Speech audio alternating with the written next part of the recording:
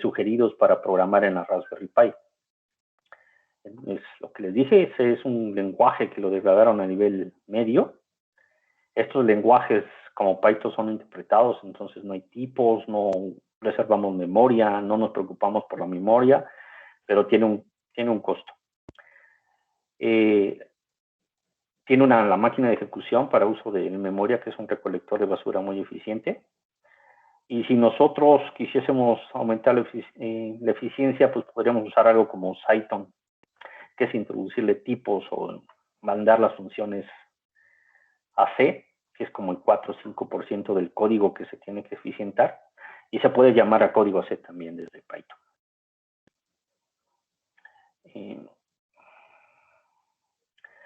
Es de prototipado rápido, son ideales para procesar texto. Si ustedes quieren hacer el mismo programa en C, se van a llevar un buen tiempo haciendo pruebas y verificando que el programa realmente funciona. Y con Python es muy directo. Sirve para hacer la generación dinámica de páginas web, es ideal para eso.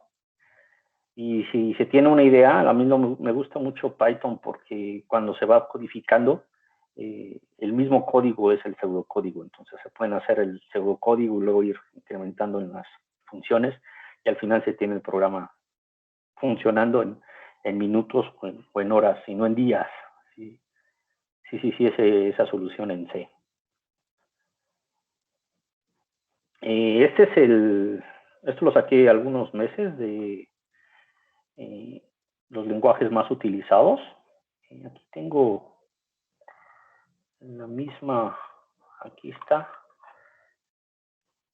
el PYPL, la popularidad de los lenguajes de programación. Este índice es creado buscando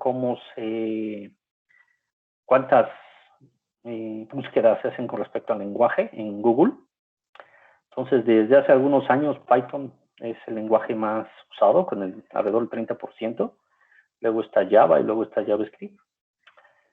Y luego, hace muchos años, todavía está Perl, pero Perl ya casi está desapareciendo. Tenemos Ruby, que es otros lenguajes. Aquí está R, que se está incrementando ahora su uso por las técnicas de aprendizaje automático, las técnicas estadísticas que se usan en aprendizaje automático. Y bueno, y C++ está aquí y C#. Entonces, desde hace algún tiempo es uno de los lenguajes más utilizados. Python. Aquí está, desde el 2006 hasta el 2021 que estamos, en el primer cuatrimestre, cómo es este es Java, el lenguaje que está arriba, y aquí está Python, es este rosa que está aquí. Entonces ha ido incrementando y ya desde el 2018, después del 2018 ya se volvió el lenguaje más utilizado en el planeta. Bueno, aquí hay otros que han surgido como Swift, TypeScript, y siempre ha estado ahí Objective-C y C++, está por ahí, son de los que nos aparecen. Aquí está R, que también se ha incrementado, y aquí hay otros que han desaparecido, ¿no? O al menos no está entre los primeros 10 lenguajes utilizados.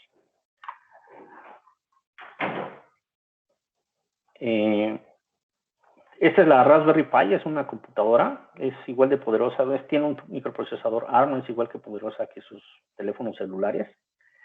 Hacen una maravilla estas computadoras, tiene 4 puertos USB, aquí tiene el RJ45 para la red, tiene aquí el conector para video, esta es la fuente de alimentación con un conector de teléfono.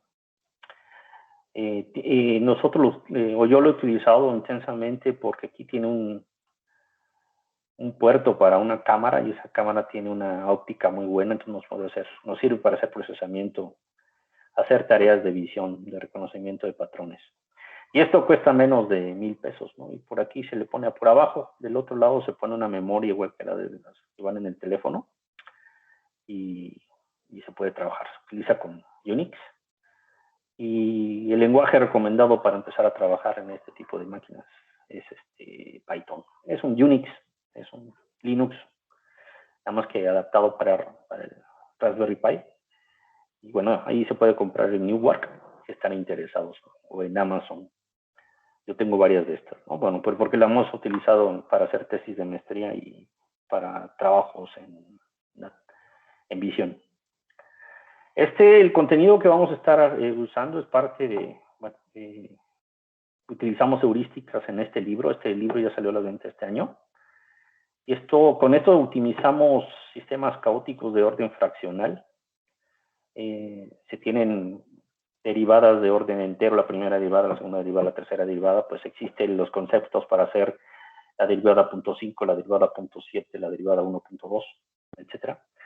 Entonces, hay sistemas, en este caso sistemas caóticos que los utilizamos y los mejoramos utilizando heurísticas. Aquí vamos a hacer solamente optimización de una sola variable, no multiobjetivo. Y bueno, aquí está el código, si lo quieren bajar. Y puse unos programas de visualización que si están bien interesados en verlos, pues lo podría poner. O si me escriben a mi correo electrónico, se los podría hacer llegar. A ver, aquí ya vamos a empezar en materia.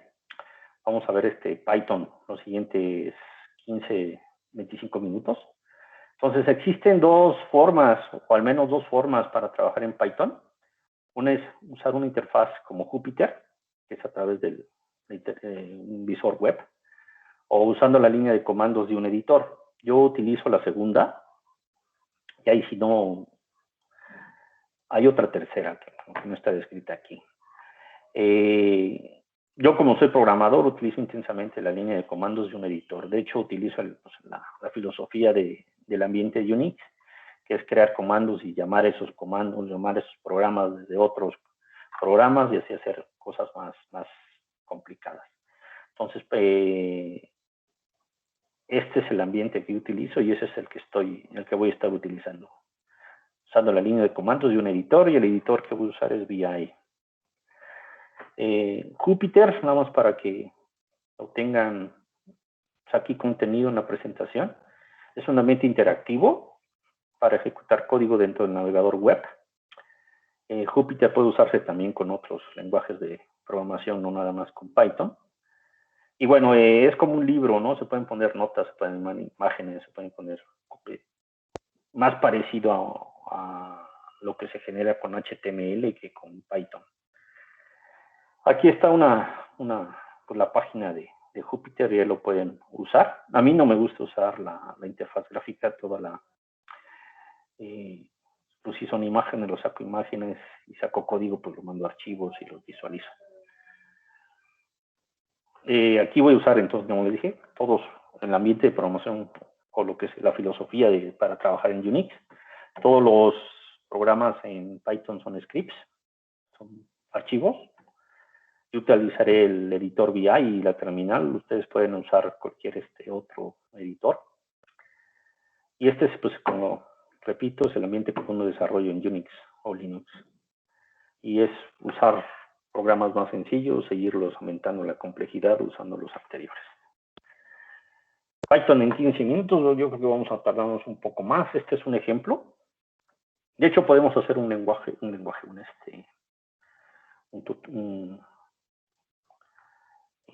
aquí me puede programas. Problemas. Aquí puedo hacer mi primer programa, que le voy a llamar hola.py, y voy a imprimir print.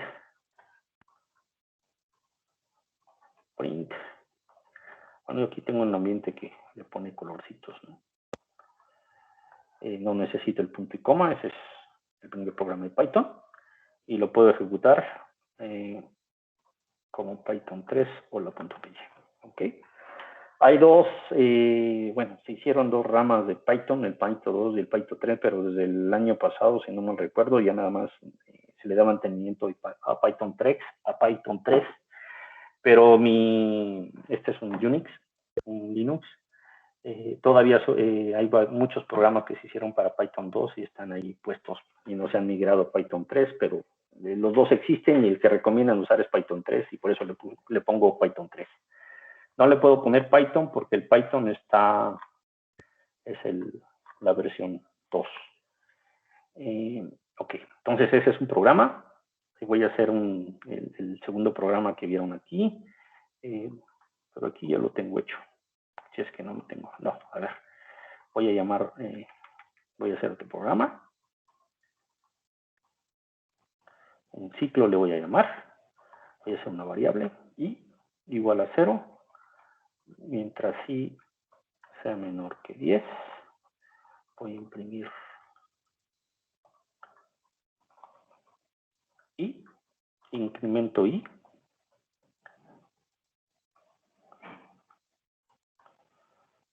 Ahí está. A ver, aquí le podemos poner algo así como mi segundo programa en Python. Ok, entonces gatos es para poner un comentario. El inicio y el fin de bloques con la indentación. Aquí le estoy dando un tab y yo configuré mi pantalla, mi editor, para que cada tab le ponga 4 espacios. Entonces, yo uso tabs para indentar. Entonces, lo que va a hacer este programa es imprimir en cada línea del número 0 hasta 9. Lo ejecuto. Ok, ahí está. Entonces, ese es trabajar en la línea de comandos y este es el editor que estoy usando, es VI, entonces no necesito el ambiente gráfico, podría estar trabajando en una terminal. Y esta es la terminal, ¿no? Entonces, ahí está. Ya, bueno, y como ven, pues no hay tipos, no puse, implícitamente aquí la variable es un entero porque no tiene punto decimal, pero pues no importa, y para definir funciones, el operador que define funciones es def. Entonces aquí hay una función cuadrática, x menos 1 por x menos 4, y regreso el valor de b. Y aquí imprimo el valor de f para el valor de x igual a 4. ¿Ok? Entonces si yo quisiese hacer eso, aquí ya tengo esa función. ¿Ok? Ahí está la función en Python. Y aquí podría hacer lo que está en el código, ¿no? Hacer un print f de 4.0 y me lo voy a imprimir. Python 3 función. Y está. Está de 2. Si es 4 menos 1 es 3. Y 4 menos 4, entonces no es esta función. Debe ser una semejante. Porque aquí le puse x menos 2 y x menos 3. X menos 1 y x menos 4. Entonces ahí regresaría a 0, ¿no? Aquí está. Pues así funciona. Lindo def. Es simplemente def y 2 puntos. Empieza el bloque y el fin de bloque es hasta que se acabe la indentación. Todos son módulos en Python. Yo puedo crear un módulo muy rápidamente. Ya hice este código, que es el que está en función .c. Entonces lo puedo llamar desde otro código. Lo vamos a hacer. Aquí está mi función. Y aquí está el que llama la función. Nada más que aquí en función debo de quitar este código. Ok. Ahí está función en el archivo función.py. Entonces ahora edito otro que se llama llamar. Ahí estoy importando función. Y aquí estoy, bueno, aquí el programa lo que va a hacer es imprimir x y el valor de la función de x. Y vean, es semejante a en objetos, función.fx. Y la función, lo que hago es un import función. ¿Ok? Y aquí lo que estoy haciendo es pues la filosofía de Unix. Le estoy dando todo en la línea de comandos. Entonces, si importo este módulo que es el sys, Aquí tengo la línea de comandos y si son dos argumentos, el largo de la línea de comandos son 2. Si no son 2, imprimo que necesito un número y salgo. Y si hay un número, pues aquí hago un float. Convierto el primer argumento, bueno, es el primer argumento, el argumento número 0 es el nombre del programa, igual que en C, y el argumento número 1, pues es el que le estoy pasando, lo paso a flotante con esta función, imprimo X y función de X, ¿ok? Entonces esto es Python 3, llamar, me va a pedir, si le pongo 2 números, pues me va a decir que no, porque necesita nada más 1, si le pongo 3, pues me va a poner 3 y el valor de la función que es menos 2. Si le pongo 1, pues me va a imprimir 1 y el valor de la función que es 0. Si le pongo 4, me va a imprimir X y el valor de 0. ¿Ok? Eso es trabajar en la línea de comandos.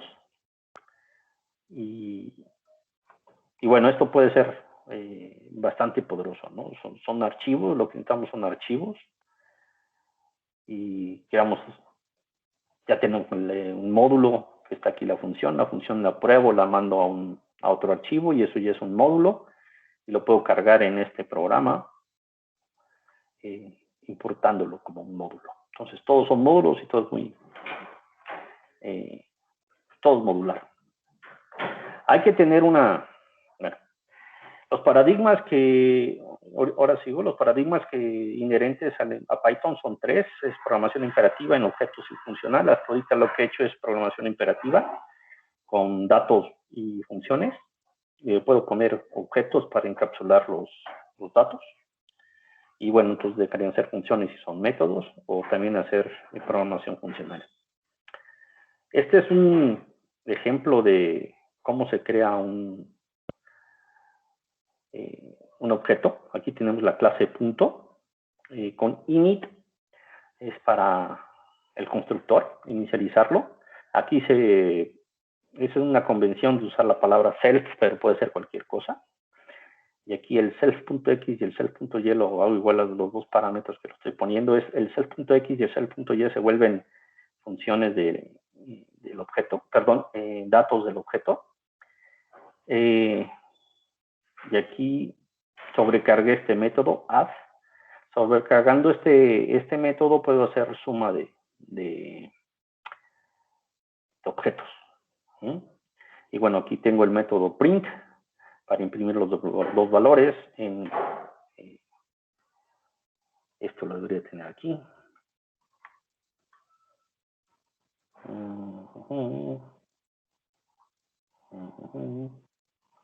Lo podemos crear si tenemos tiempo. A ver, un obj.py. Tenemos esta clase que es, ¿cómo le llamé? Punto. Tengo el método init. Como esta es una convención, de nuevo, no tiene que ser, podría ser cualquier otra palabra, pero se le pone self. Y aquí self.x va a ser igual a x. Y self.y va a ser igual a y. Y aquí también había hecho print, ya no puedo hacer, bueno, sí está print de self. Y lo que hago es imprimir self.x y self.y. Ok, y aquí podría hacer una prueba.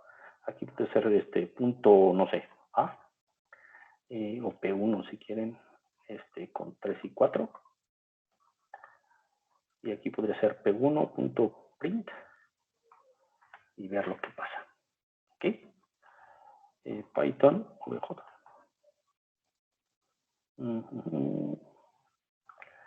Tengo aquí un error.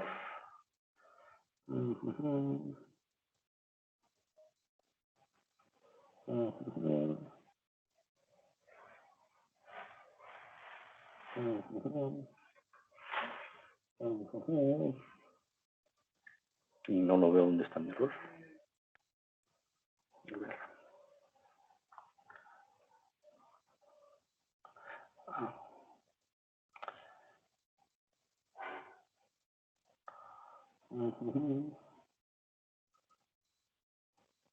Ok, a ver, entonces, claro, este es P1 que es igual a punto de 3, 4.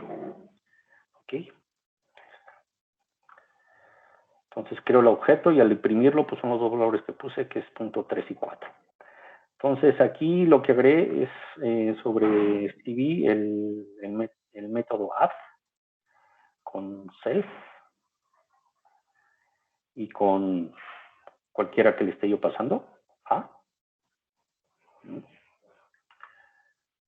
Entonces crea un nuevo punto P, va a ser igual a punto, perdón, punto en el que voy a sumar self.x más a.x y self.y más a.y. Y pues voy a regresar. De hecho no necesitaría haberlo puesto, pero bueno, se lo puse por claridad. Y retorno P. Entonces podría crear dos puntos, P1 y P2. Y aquí le ponemos 1 y 1. Y aquí puedo poner el punto P3, que va a ser igual a P1 más P2. Y lo imprimo. De hecho, aquí podría imprimir P1.print y podría ser P2.print. Sumo los dos puntos y los imprimo. Entonces, Python 3 OBJ. ¿Ok? Pues ahí está. Los dos puntos inicializados y la suma de los dos, que es de los dos valores, 3 más 1 es 4 y 4 más 1 es 5. ¿Ok? Entonces, esto también lo podría mandar ahora a un archivo, y importar ese archivo y llamar punto desde ese módulo. Si lo guardo en un archivo, se vuelve un módulo. Perdón, un módulo. ¿Ok? Entonces, eso es. ¿Cómo saber la documentación sobre Python? Aquí en la línea de comandos se tiene pgdoc 3 y, por ejemplo, print. Entonces, ahí está la documentación. Pues, claro, está en inglés. No sé si existe en español. Hay un módulo para utilizar en análisis numérico es NumPy. Entonces, ahí está toda la documentación de NumPy. Tiene aquí las funciones para hacer álgebra lineal, números aleatorios, la transforma de Fourier, manejo de polinomios. Tiene un montón. Invertir matrices, etc. Entonces, toda la documentación con pgdoc. Aquí estoy dibujando una función lineal. Entonces, es una función lineal. Tenemos A1 por X más A0. Esta es la función de una línea. ¿Ok? Y esta es la función 0.55x más 5.0 o 0.55 más 5. ¿Ok? Pues ya saben, 5 es el valor que cruza aquí cuando es igual a 0. Cuando y es igual a 0, pues nos queda 5. Y este es el punto 55, es la pendiente de esta línea.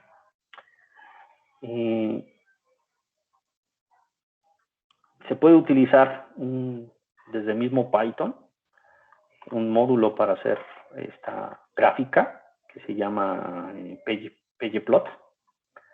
Bueno, este es más parecido al que se utiliza. Aquí estoy usando NumPy y algunas funciones de NumPy son parecidas a MATLAB. Entonces se crea un espacio lineal de menos 3 a 10 con 20 valores.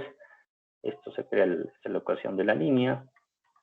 Como X es un vector, pues BY se está calculando todo. Es un vector que es igual a la línea. Aquí esta es una forma de crear una gráfica con subplots. Aquí pues voy a hacer la gráfica de los puntos BY y BX, ¿no? De esta línea. Y aquí no me le pongo las etiquetas FX, de X, FX y gráfica de la línea y se muestra. Y esto pues Python 3, línea, y ahí está. ¿Ok? Entonces, así de fácil se pueden crear. Hay que hacer un programa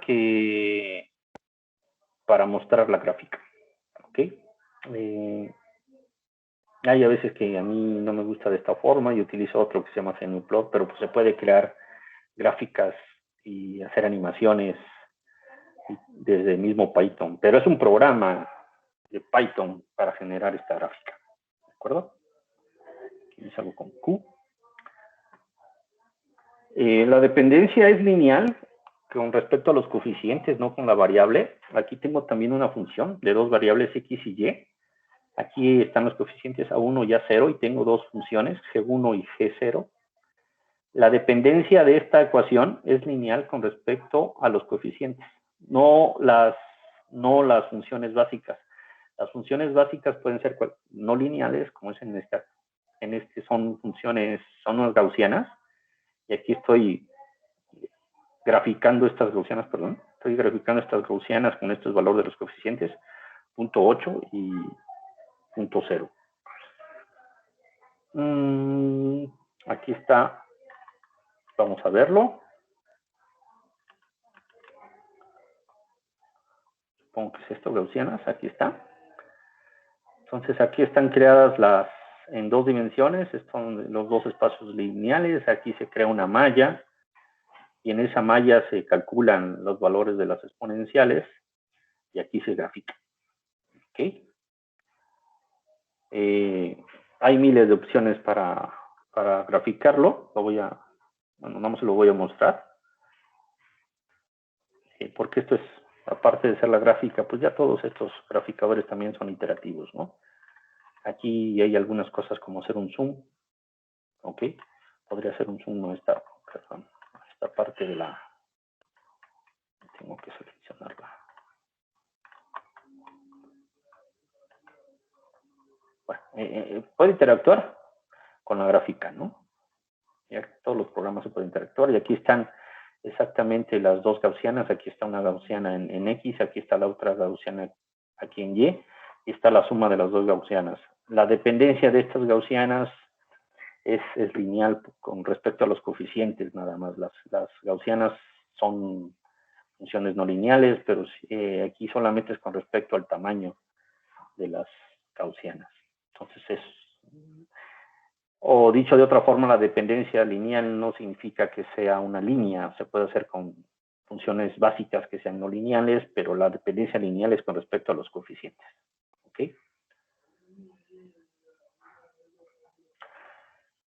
Entonces ya no vamos a ver más de Python, podremos saber más de Python ahí. Luego les puedo dar otro tutorial, o también hay tutoriales muchos en la red. ¿Ok? Lo que sí, tal vez faltaría de decir es que hay que tener alguna convención. MATLAB también tiene ese problema. Si ustedes no usan una convención, luego bueno, no van a saber si es una variable, si es un método, si es una función. Entonces, aquí es una convención. La convención que yo uso es, los nombres son para las variables, los verbos son para las funciones, y todos mis vectores, yo les pongo siempre una VX para vectores. Entonces, pues nada más lo podré escribir yo aquí. Si tengo una variable, o sea, por ejemplo, A es una variable, calcula valor, esto sería una función, no sé, Bx sería un vector. Podría ser también el de calcula valor, esto de poner en vez de la mayúscula, pues de esta forma, y a veces los mezclo en el código. ¿Ok? Pero esta convención hay que seguirla porque si no, los programas se vuelven... hay que hacer los programas bonitos, hay que ser descriptivo con lo que se está haciendo, si no, luego uno va a entender lo que está haciendo. Bueno, y yo uso, por ejemplo, A es una matriz. ¿Ok? Esa convención uso. Entonces, esta es una matriz, esto es una función, este es un vector, y A es una variable. Es la convención que sigo.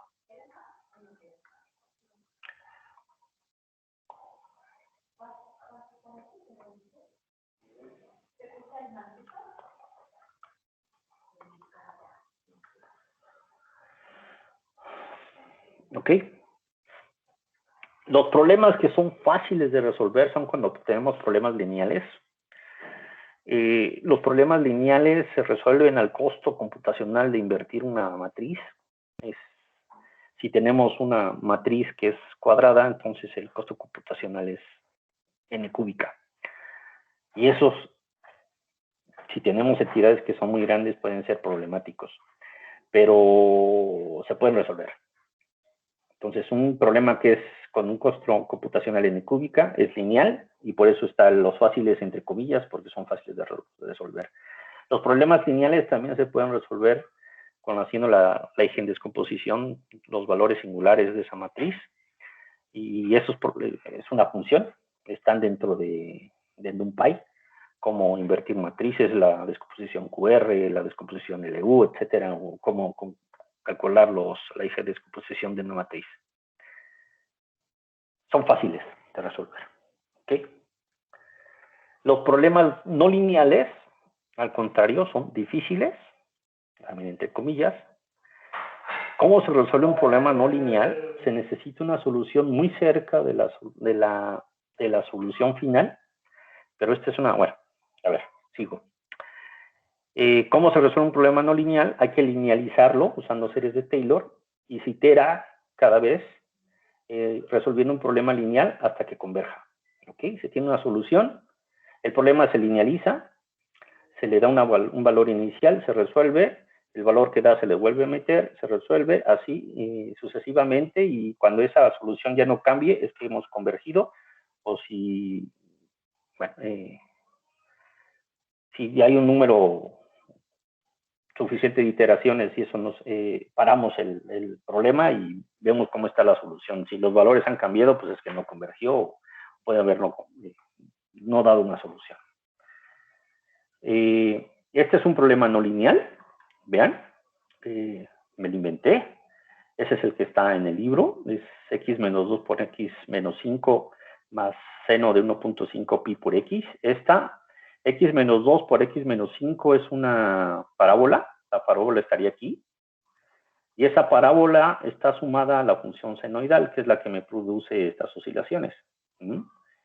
Bueno, esto es, si yo pudiese hacer en cualquier problema esta gráfica, pues obviamente puedo saber ya el resultado. Está el resultado, es una forma gráfica de resolver este problema, pero si tienen un montón de funciones, un montón de variables, pues no, una no se puede graficar, podemos graficar en 2 y 3 dimensiones, si tenemos más dimensiones ya no hay una manera fácil de graficar y presentar el problema. Entonces, está la gráfica aquí, si pudiésemos hacer una gráfica del problema, lo resolvemos. ¿Okay? Y bueno, a ver, la idea es cómo se soluciona este problema no lineal. La mejor forma de resolverlo, bueno, necesitamos una aproximación de la solución muy cerca de la solución del problema. Esto es una contradicción. Bueno, así es como funciona esto. Si tenemos un problema no lineal, necesitamos una solución que esté muy cerca de la solución.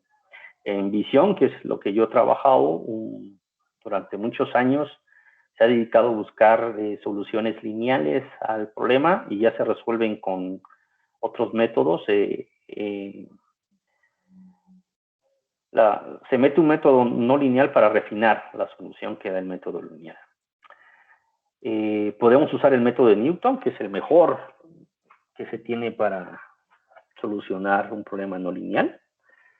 Y lo que tenemos que usar son los dos primeros términos de la serie de Taylor para linealizar la función.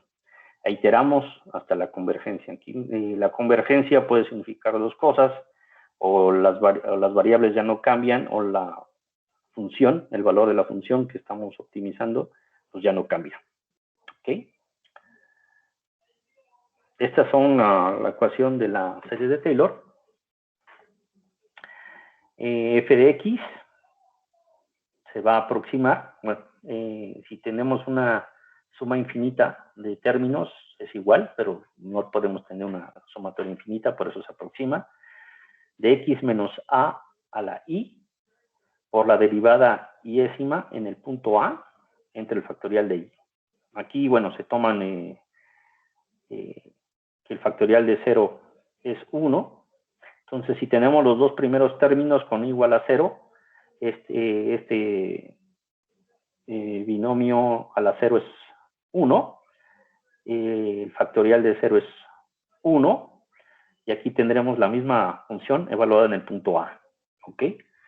Y el segundo término es x menos a la 1, entonces queda x menos a, el factorial de 1 es 1, y esta es la primera derivada en a. Esto que está aquí es la solución que necesitamos, porque es una solución, estamos aproximando f de x con esta expresión, y a es un punto que necesitamos conocer. Entonces la función queda expresada como f de a más, en vez de poner x menos a, le voy a poner delta de a por la primera derivada de a. ¿Ok? Y esa es la primera función, esa es la aproximación lineal de la función alrededor del punto a. ¿Ok? A ver, ahora, ¿qué es lo que necesitamos? A ver, donde f es mínima, la función es plana, entonces su derivada debe ser igual a 0. Entonces lo que tenemos que hacer es resolver las derivadas. Aquí debería tener esa solución. Aquí lo tengo, creo que con...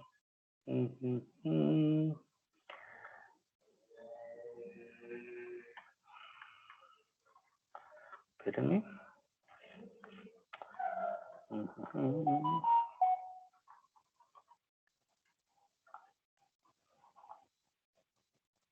Aquí lo tenía. Nuevo vector genético, visualiza. Este está para GNUplot, pero bueno, nada más es para que lo vean rápidamente. Oh, pero aquí no tengo la derivada.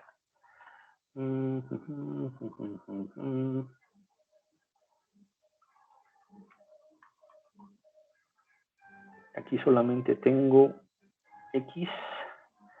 Bueno, si yo quiero pero es que ya la tenía yo por aquí.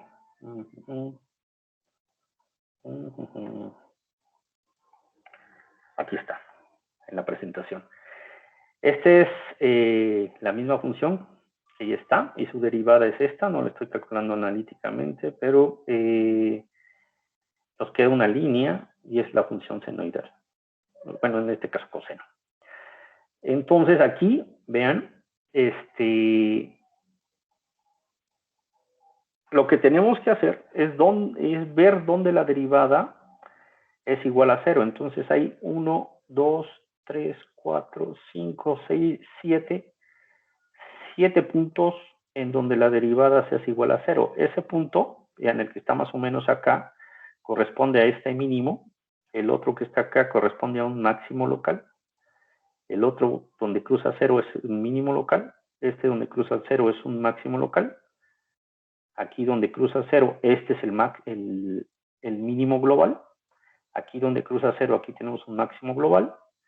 Perdón, un máximo local. Y aquí donde cruza 0, aquí está el 0, F, tenemos un mínimo local. Entonces, donde la derivada es 0, que son estos 7 puntos, 1, 2, 3, 4, 5, 6, 7, es donde la función se vuelve plana. Lo que no sabemos es un máximo y un mínimo. Tendremos que calcular la segunda derivada para saber si es un máximo o es un mínimo. Entonces, lo que nosotros queremos resolver es la derivada. Queremos encontrar cuando la derivada se hace 0, que son estos puntos donde se vuelve plana la función. Donde la función es plana, su derivada se hace 0. Donde la función es plana, su derivada se hace 0. Entonces, es por eso que la aproximación de la variable de la serie de Taylor se hace para la derivada. Entonces, la primera derivada se aproxima con f de la primera derivada evaluada en el punto A, más delta A por la segunda derivada. ¿Ok? Entonces, esto si lo igualamos a 0, porque queremos resolver donde la primera derivada se hace igual a 0, Y despejando tenemos que incremento de A es menos la primera derivada sobre el valor de la segunda derivada. Esto es muy sencillo ahora que tenemos una función de una sola variable. Si tuviésemos más variables, pues esto es una matriz. Entonces lo que se tiene que hacer es invertir la segunda derivada, que es una hessiana, y ese es un problema grandísimo. Pero en fin, entonces aquí iteramos para el siguiente punto a i más 1. Calculamos el valor inicial que tenemos más este incremento de delta a y iteramos. Y bueno, necesitamos empezar con el valor inicial. ¿Ok? Ese es cómo funciona el método de Newton. Aquí está programado el método de Newton. Aquí está el valor de la función. Aquí arriba está el valor de la primera derivada. Aquí está el valor de la segunda derivada. Aunque creo que aquí no lo necesito. Sí, sí lo necesito. No necesitamos la primera función. Pero bueno, aquí le damos al programa un valor inicial. Iteramos. Eso no está explicado matemáticamente en el paso anterior, pero necesitamos iterar un valor máximo de iteraciones. 20 está bien. Calculamos delta A, incrementamos el valor de X inicial, y si aquí si este delta es menor que 1 por E a la menos 10, pues paramos. Si este número ya es muy pequeño, pues paramos. Y si no, continuamos. ¿Ok?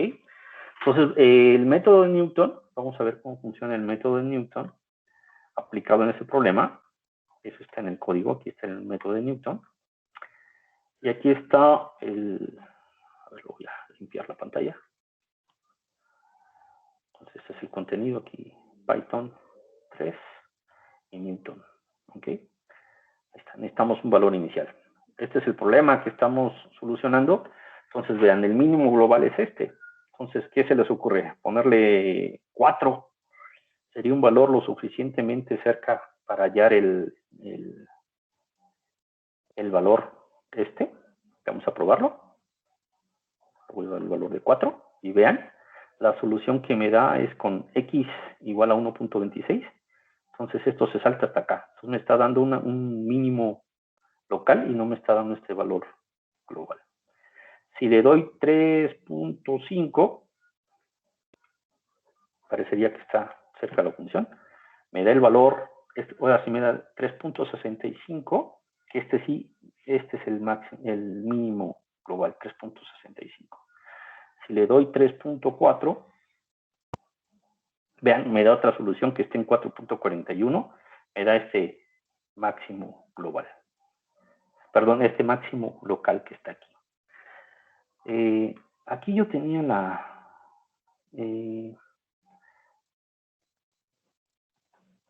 ver, espérenme. Aquí hice estas son las funciones f. Aquí voy a visualizar lo que les he estado diciendo. Aquí hice un programa que ya me almacena estos valores en un archivo que están aquí, con n igual a 4, con n igual a 3.5 y con n igual a 3.4, y voy a mostrarles qué pasa cuando se tiene, por ejemplo, cuando convergimos, es cuando esté en 3.5, entonces le voy a dar un Python 3, Newton 3.5, n 3.5, 3.5.bin, Python 3, pero tengo que dar el programa visualizar Newton. Con 3.5 vimos arriba en 5 iteraciones. Esto, vean, vamos a visualizar qué está pasando. ¿Ok? Ese es el valor inicial. Le dimos 4. No, esta es la iteración 4, perdón. Ahí está, la iteración 1. Solo le dimos el valor de 4. Con el valor de, perdón, le dimos el valor de 3.5. El valor inicial. Con 3.5, el valor inicial, aquí está el valor de 3.5, ¿ok? Calculo cuando se intersecta con 0, que es aquí donde está la flecha, que esa es la segunda iteración. Donde está por 0 lo calculé hacia arriba, entonces igualo, la línea ya está muy cerca, igualo, y en la iteración 5 no cambió, y esa es la solución. Encontré donde la primera derivada se hizo 0. Entonces, la primera derivada se hizo 0 es este valor, que es el máximo local. Y convergió dándole una solución muy cercana. Le voy a dar cuando le di 4.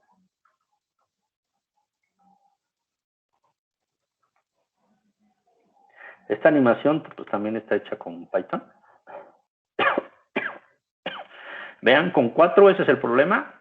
Aquí pues está en una cresta. Entonces, igualándolo a 0, que es aquí, este es el valor de x que me encontró. Cuando se iguala la ecuación, esta es la aproximación lineal en ese punto.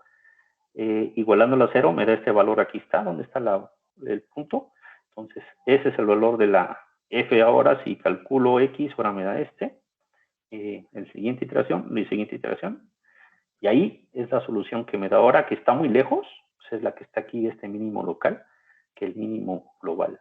Y ese es un problema con la que ya se conoce del método de Newton, ¿no? Es el más rápido, tiene una convergencia cuadrática, se le conoce esto como convergencia cuadrática, pero estos saltos son conocidos del método de Newton. Y vamos a ver qué pasa con 3.6. Perdón, es 3.4, no 3.6.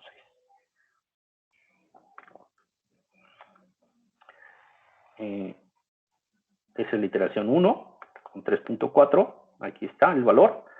Esta es la aproximación. Este es cuando cruza con 0. Entonces, cuando se cruza con 0, me da el valor donde se cruza con 0, pues me va a dar la siguiente aproximación aquí arriba. Voy a calcular donde se cruza con 0, está x. Entonces, el siguiente punto de evaluar va a ser aquí abajo. ¿Ok? Luego, donde se cruza con 0, es aquí. Entonces, va a ser el siguiente punto. Y aquí es donde se va a hacer la aproximación. Y aquí, si itero, pues me va a dar esta solución, que es un máximo local. Y puedo seguir, pues ya no se va a gráficamente ya no va a haber cambio. Entonces, esta es la solución de la primera derivada. Cuando se cruza en 0, que me da el método de Newton, es un método numérico para reencontrar las raíces de esta ecuación. Y pues lo mismo, como la solución, pensaríamos que 3.4 está muy cerca, pero pues no está muy cerca, porque nos da una solución, pues y nos da un máximo local y no nos da el mínimo de la función no lineal. ¿Ok? Entonces, vean, este es el problema que se tiene con el método de Newton, que ya se conoce, y en general en cualquier problema no lineal. Bueno, si ustedes tienen un problema y demuestran que tienen esta forma, que es multimodal, si tienen mínimos locales y máximos locales, pues el artículo ya se puede publicar. Y bueno, si tienen mínimos locales y varios mínimos locales y varios máximos locales, pues ese es un problema muy difícil de encontrar.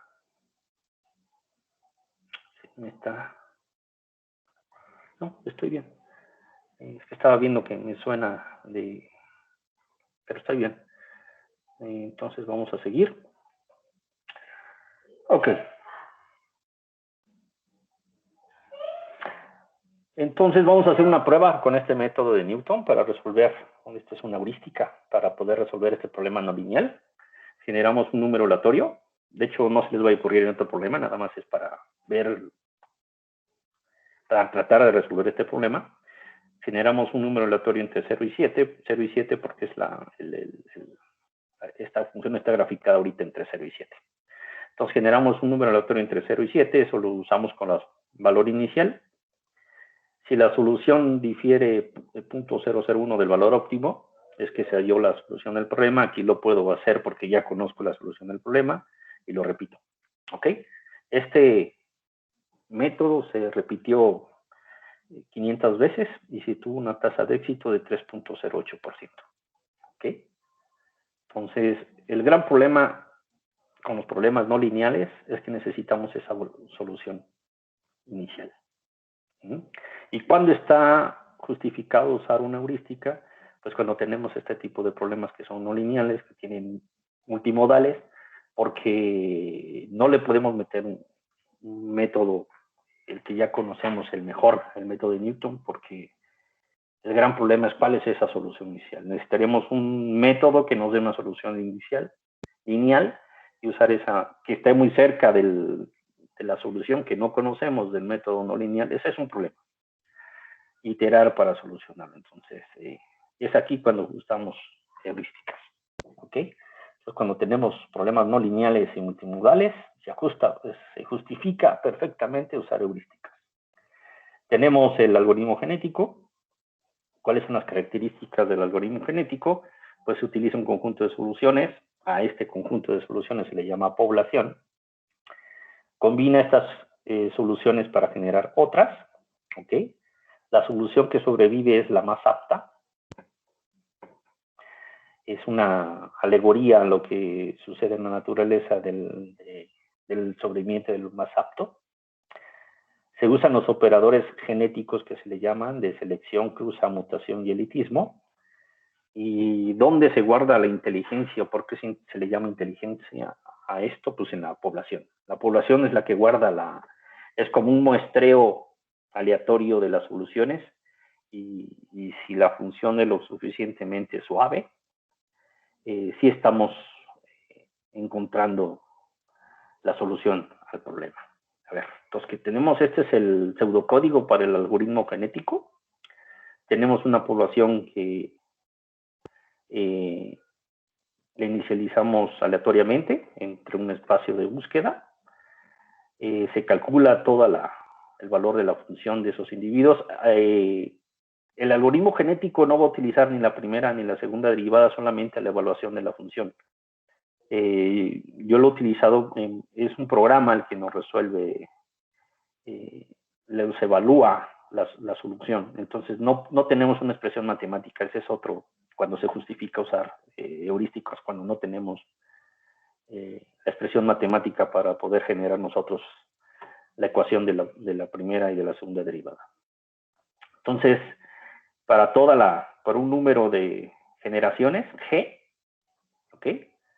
Para el tamaño de la población entre 2, porque vamos a reproducir de 2 en 2, entonces en cada generación vamos a generar una población igual que los padres, que se les llama. Los padres se van a combinar para formar unos hijos. Entonces seleccionan 2 individuos que se van a reproducir. La reproducción pues se cruzan con una probabilidad PC. Se aplica el operador de mutación a esas 2 soluciones con probabilidad PM.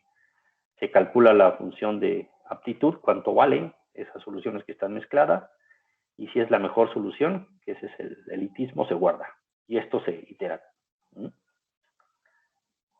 Y la nueva población que se genera de hijos, pues la repasa a la de padres. Y al final, pues se reporta el individuo con la mejor aptitud. ¿Ok? Aquí vamos a ver un poco de qué es lo que estos operadores genéticos.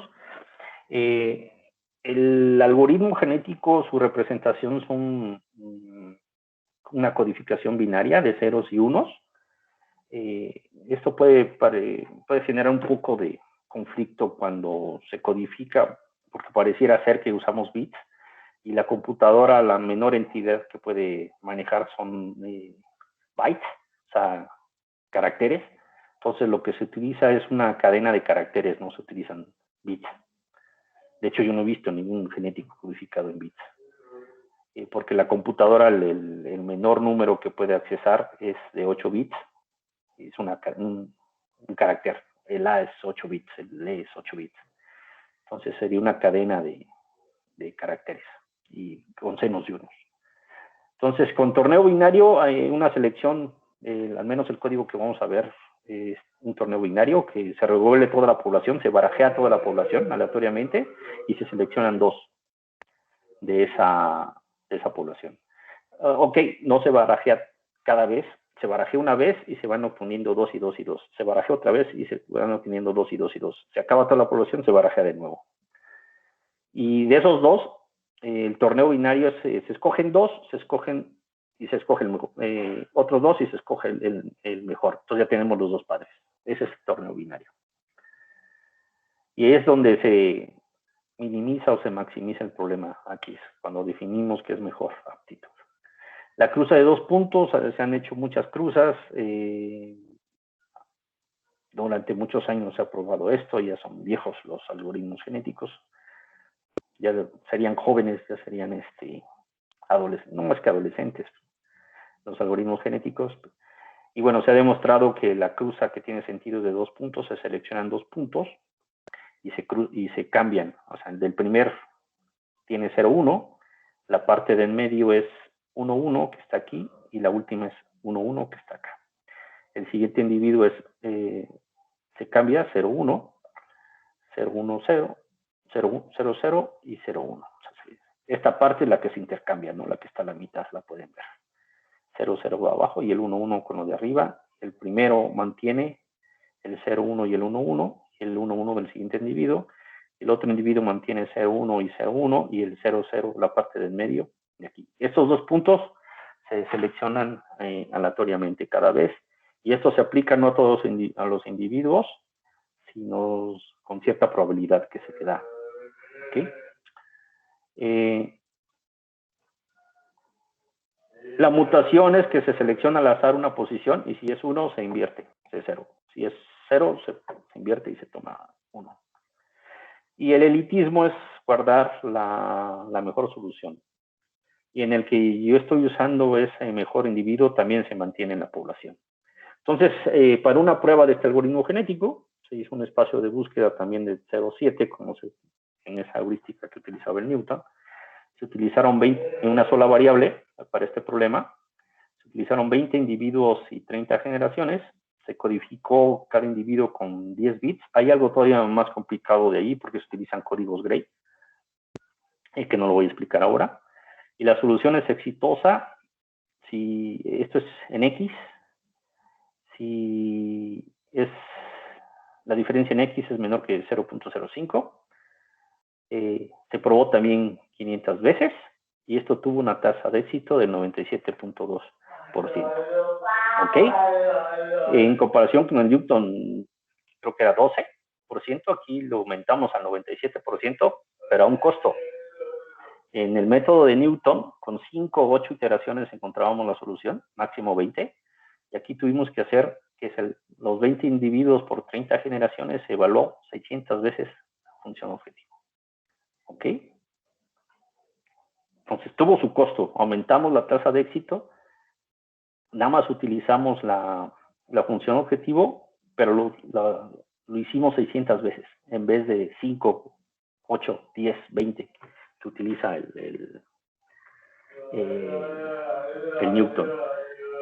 Vamos a ver cómo se comporta el genético, que se los expliqué aquí, y lo vamos a ver cómo funciona así. Aquí también hice, aquí está el código, el genético en Python, perdón, en la función que se necesita, se guarda aquí en evaluar. Esta es la codificación del genético y se ejecuta con run. Entonces ahí está el run. Se ponen los parámetros que se necesita, el tamaño de la población, el número de generaciones, la probabilidad el número de variables, la probabilidad de cruza y la probabilidad de mutación. No se pueden poner esto del 1% porque esto entonces sería una búsqueda aleatoria, y entonces si se le pone 1 es como una búsqueda aleatoria, y eso también está mal porque destruye toda la información que hay en la población. Este es los tamaños, el número de bits que se necesita en cada variable, los límites de búsqueda de entre 0 y 7. Bueno, aquí le agregué para guardar la información. Y aquí vean, por eso les digo que el código en Python es como pseudocódigo. Aquí se seleccionan los dos padres, aquí se cruzan, aquí se mutan, aquí se evalúan, y bueno, se intercambia la población, se busca el mejor individuo, y aquí es donde se aplica el elitismo. Y ahí para toda la población se cambian las poblaciones, y esto es un número determinado de generaciones. Y aquí lo quise, también tengo el código para guardar la población, y es lo que les voy a mostrar ahora, cómo funcionan con este problema. ¿Okay? Entonces, Python 3, G2, que aquí, para mostrar si tengo un problema. Espérenme. Aquí. Ahí está la iteración 1. Aquí está aleatoriamente, son las soluciones que están entre 0 y 7, pero bueno, aquí ya vean, están ya unas muy cerca. Ahí la segunda generación se está, como guardo el elitismo, se están acercando a la solución. Se acercan. Pero bueno, aquí vean, en este paso, estas son soluciones que se mutaron y se combinaron, se alejan. Es importante que tenga estos mecanismos porque le ayuda al genético aquí a salirse de óptimos locales. Pero bueno, aquí ya vean que varios individuos o varias soluciones ya están cerca del óptimo, entonces es lo que lo va a ayudar. Ahí en la generación 15 ya encontró la solución. ¿Ok? Es como funciona el genético aquí. Le puse 30 generaciones, hay unos que se están mutando, saliendo, pero bueno, encontró al final en la generación 30 se encontró la solución al problema. O al menos el 97.2% de las veces lo pudo hallar el código genético. ¿Ok? Aquí creo otro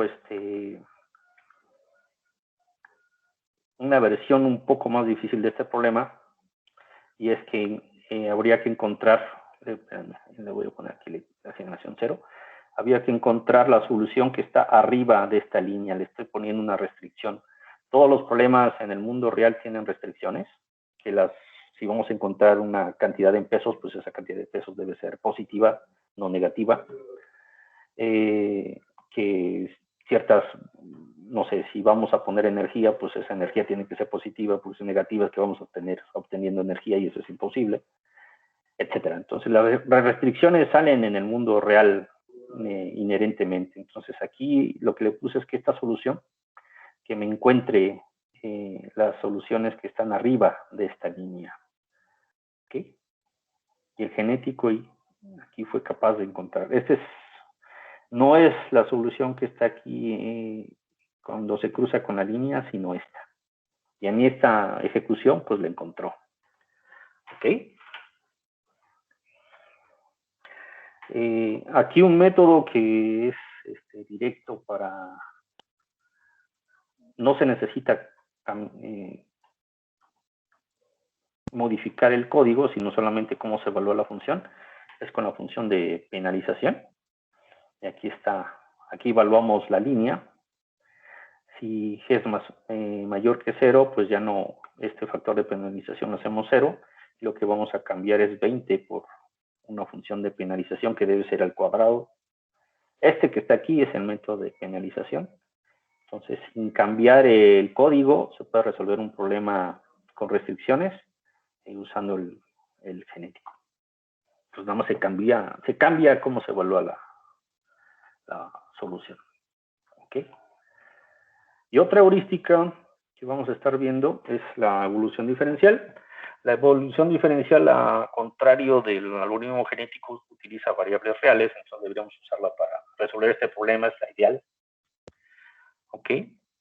En general realiza un trabajo mejor que el algoritmo genético, entonces necesita menos población y menos iteraciones para encontrar la solución. Y también me gusta mucho a mí la evolución diferencial, porque se puede poner una condición de paro automática. Este es el pseudocódigo de la evolución diferencial. Se inicializa la población de forma aleatoria entre los límites de búsqueda, se evalúa la población, se va a repetir también un número de generaciones. Aquí se tiene que seleccionar 3 números aleatorios entre la población y un J también aleatorio entre el número de variables. Y se van a combinar esos vectores. Se restan 2 de ellos, se multiplica por esta constante de diferencias. O si no, sí, también aleatoriamente es menor que R, o para una variable que sea igual a esta variable aleatoria. Es que estamos generando un nuevo individuo que es una combinación de los 3 aleatorios que seleccionamos, pero si puede darse el caso que este nuevo individuo se genera igual que el padre, y para evitar eso se forza que al menos para una variable ese número se tenga que calcular de esta forma y no sea igual al padre. Y esto es pues nada más para que la solución esté dentro de los límites de búsqueda, y si no, pues se calcula de forma aleatoria. Y si esa solución que encontramos, esta x', xj es para cada elemento del vector, si tenemos muchas variables, y si esa solución es mejor que la anterior, se reemplaza la solución. Y aquí está la condición de paro automática. Si el mínimo es el mejor individuo, el máximo es el peor individuo, y si el máximo menos el mínimo es menor que un umbral, paramos. Aquí si nos pasamos, llegamos al número máximo de evaluaciones, paramos. Entonces es pues muy bonita la evolución diferencial, a mí me gusta mucho y es muy rápido de codificar. Aquí la tienen, la podemos ver en el código. Aquí está la evolución diferencial. También nada más es de y evaluar. Bueno, y el que le ejecuta. Aquí está todo el código de la evolución diferencial. Es una clase. Y este es cómo se ejecuta, y está igual parecido al genético, se le pasan los parámetros. Aquí no hay que poner el número de bits, porque son variables reales. Aquí utilizamos una menor población de 10. Este es el número de variables, y aquí son los valores para esta constante de diferencias y la constante de recombinación. Buscar los valores adecuados para esto es otro problema, pero bueno, que no lo vamos a ver aquí. Y vean, este es exactamente el pseudocódigo, ¿no? Aquí para el número de generaciones se genera el individuo, se evalúa el individuo, y si es mejor, pues aquí cuando se comparan lo sustituye si es mejor. Y aquí se vuelve a iterar. Y aquí le puse 3 funciones para guardar la población. Aquí stock data, save population, y aquí save population, para que la podamos ver, igual que en el genético. Lo vamos a ver cómo se visualiza. Pues aquí está en la evolución diferencial. Python 3, visualizar. Entonces aquí data 2, 0. Este es el problema sin reflexiones. A ver, espérenme. Es que es mejor que lo visualice a mano.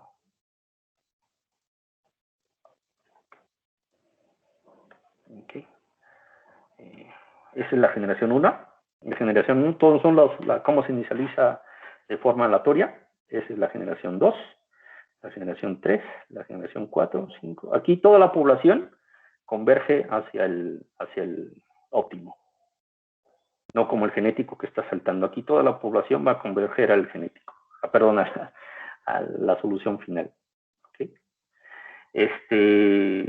Como ven, pues aquí yo he utilizado, lo he propuesto que poner unas pocas evaluaciones del genético o de la evolución diferencial sería la solución para inicializar el Newton y entonces ya refinarla. Porque esto de ir refinando la solución una vez que está aquí tarda mucho, pero encontrar una solución que está cerca del óptimo, pues lo encontré aquí en este caso en 6 generaciones.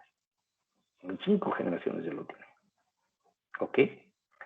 Y este mismo problema con restricciones, que está igual arriba de la línea, voy a regresar. Esta es la generación aleatoria. ¿Ok? ¿Ven? Y ahí encuentra el mínimo del problema con restricciones. Este es el mínimo global del problema con restricciones, porque es la solución que está arriba de esta línea. ¿Ok?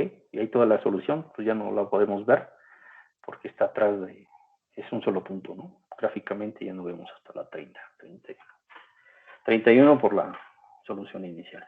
¿Ok? Pues ya estamos llegando al final de nuestra presentación. Aquí también lo repetimos con valores, y la evolución diferencial tuvo una tasa de éxito del 100% y con esta precisión de 10 a la menos 4. Y en resumen, pues, ¿qué hicimos? Vimos el lenguaje de programación Python muy someramente. Se descubrió que es un problema lineal y multimodal y lineal, y se resolvió un problema no lineal, es por una sola variable, es nada más académico. Se revisó el método de Newton, tal vez para lo que es el método más eficiente, aunque hacerlo para muchas funciones y muchos objetivos es un problema, no se usa. Y vimos el algoritmo genético y la evolución diferencial. En nuestra prueba de juguete académica, con el método de Newton con un valor inicial aleatorio, se tuvo una tasa de éxito de 3.8% con esta precisión, que podríamos llamarlo 0.001. Con el algoritmo genético tuvimos una tasa de éxito del 97.2, pero con esta menor precisión porque estamos utilizando bits, no estamos utilizando variables reales, tenemos que pasar de los bits a variables reales. Entonces, por eso se tiene menor precisión.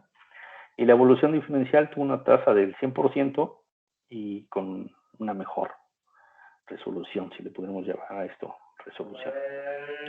Cada vez que la solución era menor que la solución óptima, se contaba como un éxito. Entonces, la evolución diferencial, pues este es un problema muy sencillo de una sola variable, de juguete, un problema académico.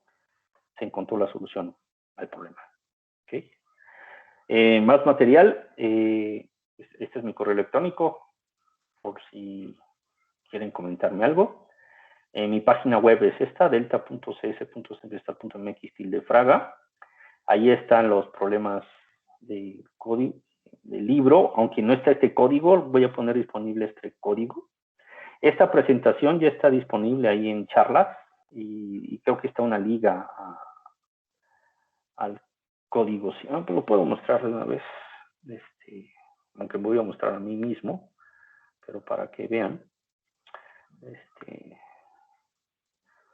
CS también es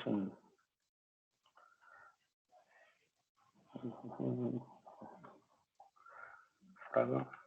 Esa es mi página personal. Aquí están conferencias.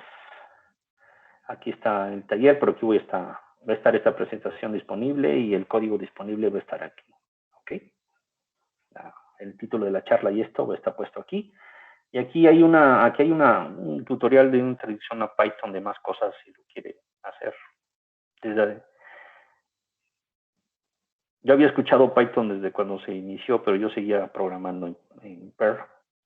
Creo que fue en el 2014 cuando ya... Perl tenía la desventaja de que no se podía entender, que había muchas maneras de hacer algo. Y Python solamente permite una forma de hacer las cosas. Entonces eso me gusta. Ustedes ven sus programas y se reconocen y se pueden entender tiempo después. Y no era la misma situación con Perl. Y este es un estudiante de Dev, un científico muy reconocido. Uno de sus estudiantes hizo este paquete para resolver problemas multiobjetivo en Python. Bueno, tiene muchos heurísticas para resolver problemas multiobjetivo, que esto no lo trate aquí, que es más difícil que un problema de una sola variable. Y de un solo objetivo, tiene muchos objetivos. Gracias. ¿Preguntas, dudas, comentarios?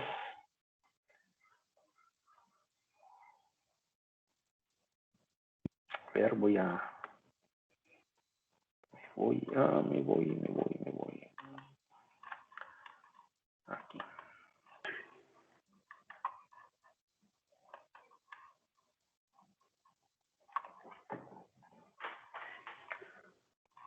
Si hay alguna duda pueden levantar la mano o también pueden abrir el micrófono.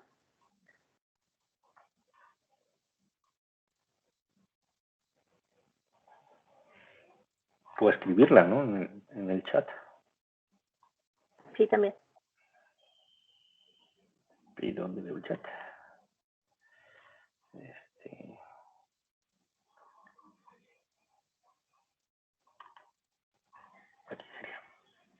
Ok, aquí hay una pregunta. ¿Cómo sería el uso del algoritmo genético en dos variables? Ok, muy sencillo. Aquí lo tendrías, nada más lo tienes, es un parámetro, el número de variables.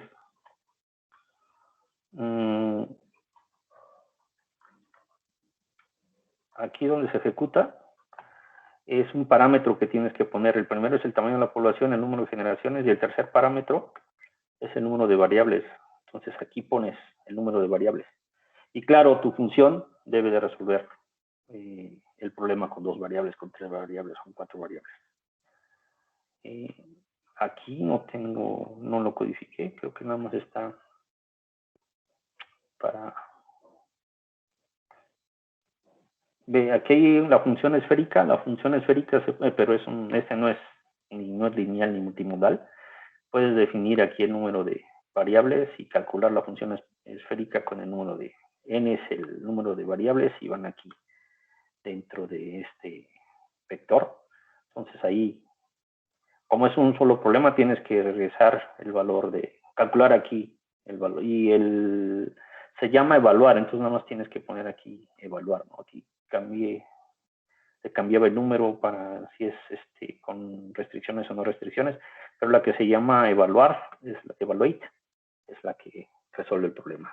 Y ya está. But. Ok.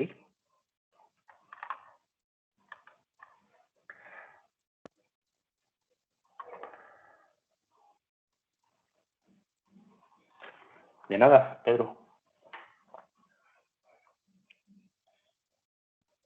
¿Preguntas, dudas, comentarios? Algo que no dije es que, a ver, Adrián Ramírez, ¿de qué forma influye la longitud del cromosoma en la precisión del resultado? Es una muy buena pregunta. Pues eso depende pues hay que hacer las cuentas.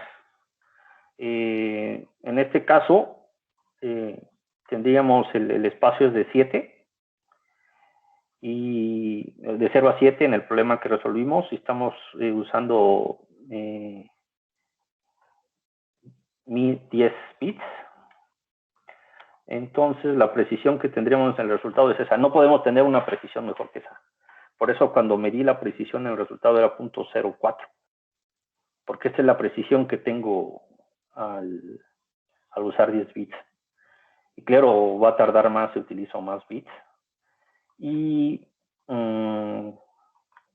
Pero fíjense que en ciertos casos me gusta más que tenga una precisión pobre, porque precisamente a estas heurísticas les cuesta refinar la solución. Pero si yo tengo una solución cerca del óptimo, pues tendría que analizar qué tanto me cuesta esa precisión en el resultado de mi problema. Y eso es el problema que tengan a mano. ¿Ok? A ver. De Axel Ross, ¿cómo puedo aplicar un algoritmo genético a un robot de tracción diferencial para optimizar trayectorias? Pues tienes que definir tu problema. Les puedo decir que definir el problema a resolver puede ser tan difícil como resolverlo. Yo les digo a unos estudiantes que colaboro con ellos en el INOE, en el Instituto Nacional de Astrofísica Óptica y Electrónica, que para definir su problema de tesis le tienen que trabajar. Si pueden definir su problema, lo pueden solucionar, pero pues eso depende del problema y hay que estudiarlo, y específicamente, si ya conoces todo tu problema y cuáles son las variables, cuál es el espacio de búsqueda, pues lo puedes solucionar. Si no lo conoces, pues no lo puedes solucionar. O sea, los genéticos no te van a inventar el problema, debes de conocer muy bien el problema antes y entonces aplicar una heurística para resolverlo. La heurística no te da el problema es otra cosa que se debe de definir antes, y cuesta la mitad del trabajo cuando se resuelve un problema es entender el problema. Y una vez que se tiene el problema, ok, aplicamos las heurísticas, y hay que aplicar varias, Y el trabajo de aplicar varias heurísticas para solucionar ese problema es igual de tardado que entender ese problema. Las gráficas que usted mostró las hace en Python. Todas están hechas en Python con Matplotlib. De hecho, eso se me pasó mostrarlo. Pero creo que está aquí. Si no lo buscamos acá. Matplotlib.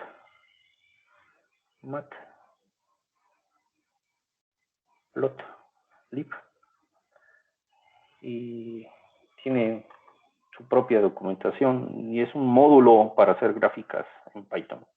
Nada más que tengan en cuenta que esas gráficas se programan en Python. Es un programa en Python para generar gráficas. Y aquí están los tutoriales, la documentación, ejemplos. Se pueden hacer en 1000 gráficas. Y tipos de gráficas se pueden salvar en imágenes, en PDFs. Y todo este software pues es libre. Es la ventaja. No tienen que pagar ninguna regalías por usar licencias.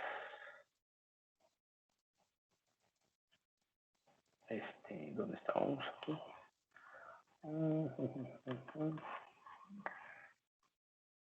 Axel Ross ha aplicado este tipo de algoritmos en proyectos de robótica.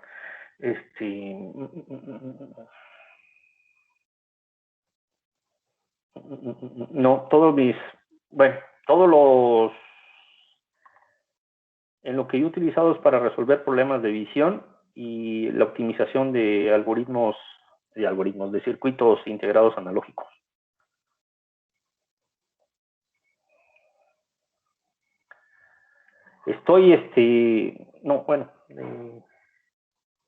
Te digo, definir el problema es la primera parte del problema. A ver, doctora Ivette Sampieri. ¿Python puede correr en Windows o son en Unix? ¿En qué tipo de computadoras puede ejecutar los scripts? En cualquiera, pues nada más hay que instalarlo en cualquiera, en Windows, en Mac o en Unix.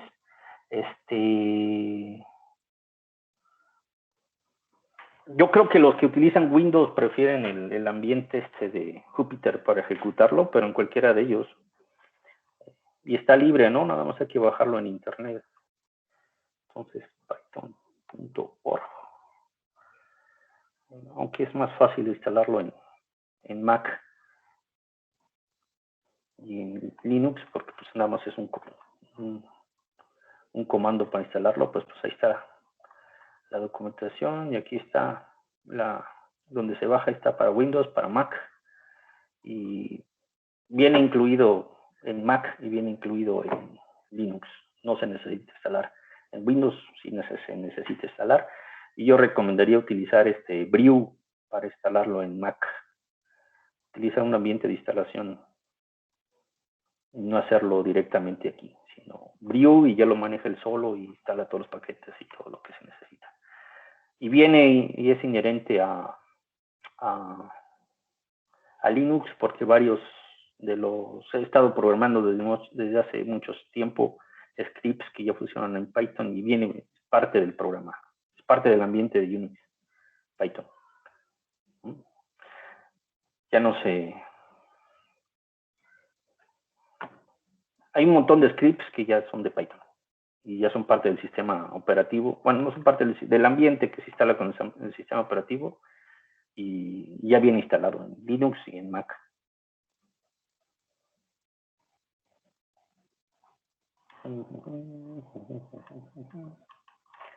Ok. Luis Daniel Hernández, un investigador dio una plática sobre cómo utilizaron un algoritmo genético para sustituir a Fourier al querer buscar las oscilaciones de cada uno de los planetas rotando alrededor de su estrella. ¿Es posible aplicar el método diferencial con menos iteraciones para sustituir el genético en estas aplicaciones particulares? Si es un problema numérico, sí. No creo que con menos iteraciones, pero es más eficiente resolverlo con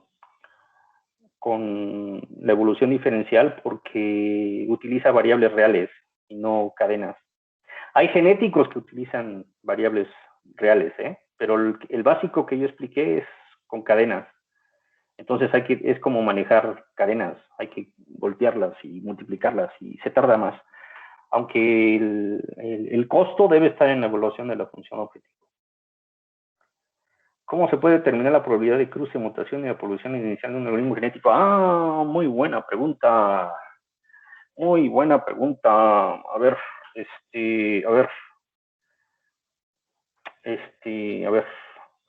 voy a utilizar aquí mi pantalla al menos para la evolución diferencial.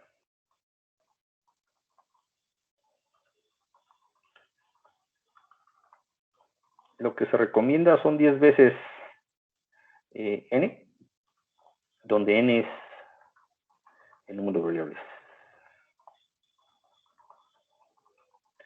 Y el valor para f, pues debe de estar,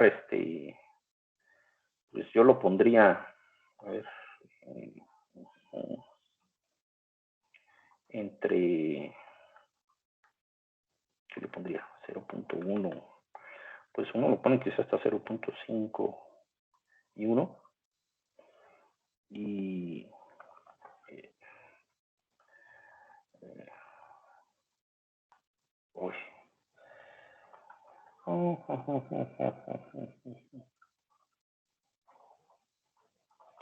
y R en qué? 0.1 y 0.6.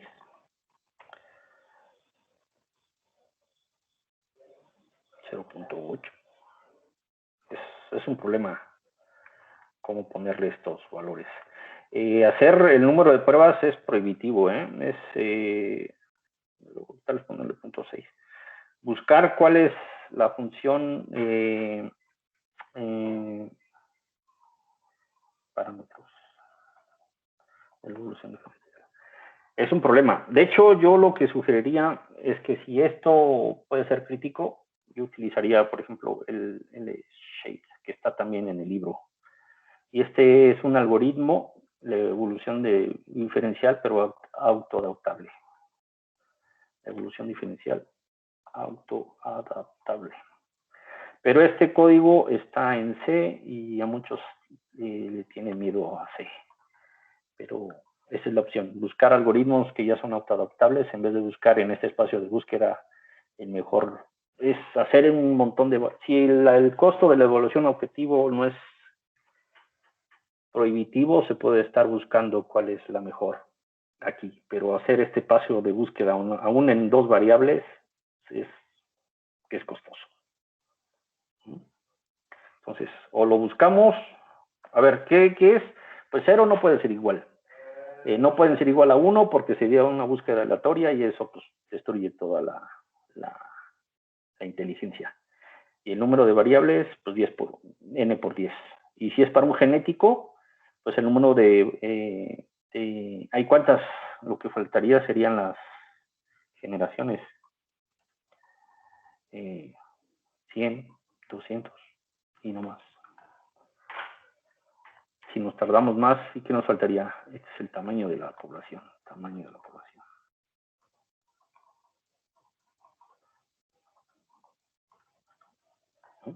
Ahí está.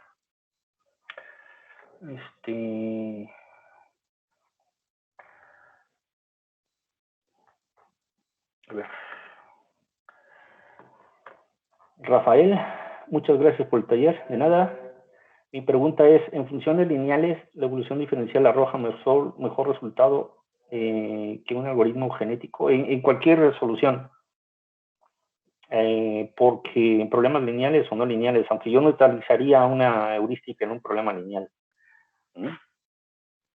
Utilizaría pues, los métodos convencionales numéricos para resolver problemas lineales. Muñoz Cervantes, gracias por su tiempo, fue un excelente taller, gracias. Tengo una pregunta respecto a los parámetros de los algoritmos. ¿Se puede utilizar los parámetros de los algoritmos genéticos de evolución diferencial mediante la aplicación de otros? Sí, no, bueno, de hecho, una solución que existe autoadaptable es poner esos parámetros dentro de, hacer una parte del variable del problema. Pero ya existe con técnicas, por ejemplo, este algoritmo, el SHE, que ya no necesita los parámetros. Supuestamente necesita un mayor número de evaluaciones para sintonizarlo, pero podemos utilizar versiones que ya son autoadaptables. Les digo, si yo utilizaría una búsqueda de la mejor solución si el tamaño, si la ejecución no es prohibitiva. Yo utilizo estas heurísticas en problemas que se llevan tiempo de ejecución 3 horas, 6 horas. Entonces, pues ya no busco. En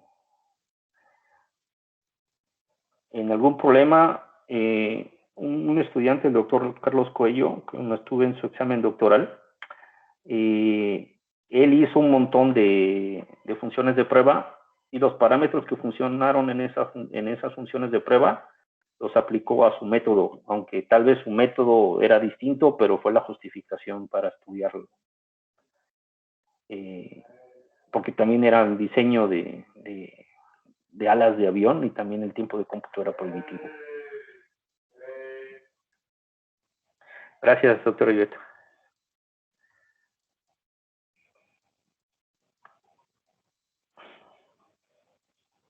Muchas gracias, Mariana Belén. Pues ya está. Nadie abrió el micrófono, ¿verdad, Bris? No se animaron, pero todos podían abrir el micrófono. Ok, pues ya está. Y ya son... No, son hora 45. Ah, es que abrimos antes, empezamos antes nosotros, ¿verdad? Pues ya está. No, a las 6. Sí, pero para probar sí, todo el sistema entramos un poquito antes. Pues ya está, pues muchas gracias. Que lo hayan disfrutado. ¿Puede mostrar cómo animar la parte del algoritmo genético? ¿Cómo animar? Ah, pero no es a ver, la idea de la animación es que yo, aquí hay un, a ver, aquí está el código genético, aquí está el script con el que lo ejecuto. Aquí también falta cambiar la semilla de los números aleatorios, ¿eh? Entonces ahorita no está puesta la semilla. Y entonces los datos cuando se generan los guardo en un archivo. Entonces aquí está guardados todos los datos de la población, cuánto vale los individuos y cuánto vale la función. Y eso lo estoy guardando en un archivo binario. Pero es cantidad de sencillo hacerlo esto en Python, porque es nada más llamar a una función que es statufile de NumPy. Y con eso se guardan. Podría guardar las variables en un archivo y obtener esas variables en un archivo. Le puedo poner aquí su txt y eso sería un archivo de texto, y este es binario. Y cuando lo estoy visualizando, esto lo hice acá. El archivo de visualización también es cantidad de sencillo. Es una animación y pues aquí está la función para que la grafique, las líneas y se guarda y se tiene que definir esta función animate y aquí está cómo se anima. Y esto viene de un paquete que es matplotlib animación y ya está. Entonces de matplotlib la animación, leyendo los datos de otro archivo. Y el script, ¿cuántas líneas tiene? Control L, 108 líneas. Muchas de ellas en blanco y muchas de ellas en comentarios. Entonces, el programa en Python necesita el archivo de datos. Y yo le puse este valor de C nada más por la restricción, ¿no? Porque si tengo que mostrar la restricción, tengo que mostrar la línea. Y aquí está muy rápido. y eso es un error. Perdón. Vi, nada más para que esto esté, es que el intervalo está muy pequeñito aquí. Podría ponerle 300. Creo que esto está en milisegundos. Y aquí ya se va a ver automáticamente, ¿no? La población, iteración 18, 20, 22, 24, 27. Aunque esto no está ejecutando, son datos ya guardados. De hecho, pues este es un problema de visualización. Se podría visualizar si el problema no es muy difícil lo que está pasando. Es claro cómo hacerlo en 2 dimensiones, es claro cómo hacerlo en 3 dimensiones, no es nada claro cómo hacerlo en más dimensiones. Cómo hacer un programa que muestre qué es lo que está pasando, ¿no? Aquí de nuevo puedo hacerlo porque es un problema educativo de juguete. Pero les dije al inicio, si yo puedo hacer esta gráfica para un problema, pues ya lo tengo resuelto, porque aquí la solución, le estoy viendo la solución al problema, bueno, aquí lo estoy viendo. Con el problema con restricciones es este.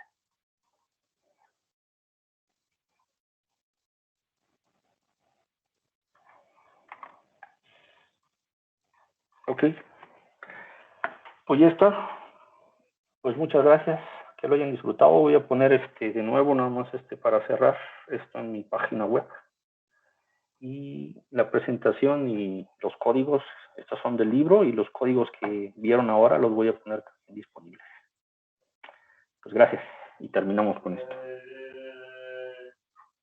Y la cámara para despedirse, ¿no? Ah, claro, es que si no, somos muy fríos. Sí, sí. Ahí está. Pues muchas gracias. Ahora sí. Gracias. No, de nada. Nos vemos. Voy a cancelar la grabación.